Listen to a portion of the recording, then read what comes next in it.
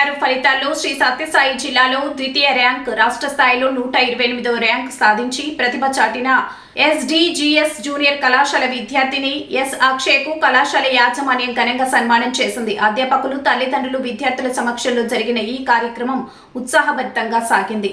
ఈ సందర్భంగా కళాశాలలో ఏర్పాటు చేసిన ప్రత్యేక సన్మాన కార్యక్రమంలో అక్షయ్ను పూలమాలలు, శాల్వాతో ఘనంగా సత్కరించారు. కార్యక్రమానికి అధ్యక్షతన వహించిన ప్రిన్సిపల్ డాక్టర్ పోలయ్య మాట్లాడుతూ అక్షయ్ సాధించిన విజయం కళాశాలకు గర్వకారణమని పేర్కొన్నారు. అనంతరం కళాశాల కార్యదర్శి బైసాని రాంప్రసాద్ మాట్లాడుతూ ప్రతి విద్యార్థి అక్షయ్ను ఆదర్శంగా తీసుకుని లక్ష్య సాధన కోసం కష్టపడి చదవాలని సూచించారు. అక్షయ ప్రత్యేక కోచింగ్పై మాత్రమే ఆధారపడకుండా అధ్యాపకులు అందించిన మార్గదర్శకాలను పాటిస్తూ స్వయం కృషితో సిద్ధమై విజయాన్ని సాధించడం అభినందనీయమన్నారు. అలాగే చదువుతో పాటు ఎన్సీసీలో సి సర్టిఫికేట్ కూడా పొందడం ఆమె క్రమశిక్షణకు నిదర్శనమని కొనియాడారు. ఈ విజయానికి తల్లిదండ్రుల ప్రోత్సాహం, అధ్యాపకుల మార్గదర్శకత్వం, విద్యార్థిని అంకిత భావమే ప్రధాన కారణాలని వక్తలు పేర్కొన్నారు.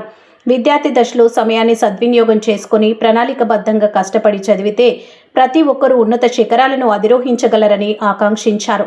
ఈ కార్యక్రమంలో విద్యార్థిని తల్లిదండ్రులు S Sriramulu, Saritha, vice president Dasha, Suresh, అధ్యాపకులు, విద్యార్థులు తదితరులు పాల్గొన్నారు.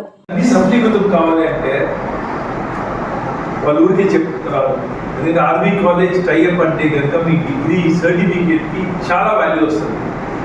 ఆ వాల్యూ రావడానికి యాజమాన్యానికి, ఉపాధ్యాయులకు మీకు ముగ్గురు కూడా ప్రాణం తీస్తారు. మేము వాళ్ళకు టైఅప్ అవ్వడానికి మాకు ఇచ్చిన కొన్ని ఫస్ట్లో ఇనిషియల్ రికమెండేషన్స్ అంటారు. ఒక 3 కోట్ల రూపాయలు ఖర్చు పెట్టాలి. క్లాస్ రూమ్స్ నుంచి, ఇన్ఫ్రాస్ట్రక్చర్ నుంచి మొత్తం లెక్చరర్స్ని కూడా నాకు తెలిసి సగం మందికి వాళ్ళు ఉద్వాసం కలిగే అవకాశం ఉంది. వాళ్ళ స్టాండర్డ్స్ ఎలా మీకు కూడా ఎప్పుడైనా రావచ్చు, పోవచ్చు అని ఉండదు. ఒక సెమిస్టర్లో మార్క్స్ తక్కువ ఉండే కనుక మీరు కట్టిన ఫీజు వెళ్ళిపోతుంది. ప్రోగ్రామ్ నుంచి వాళ్ళ system just read your name.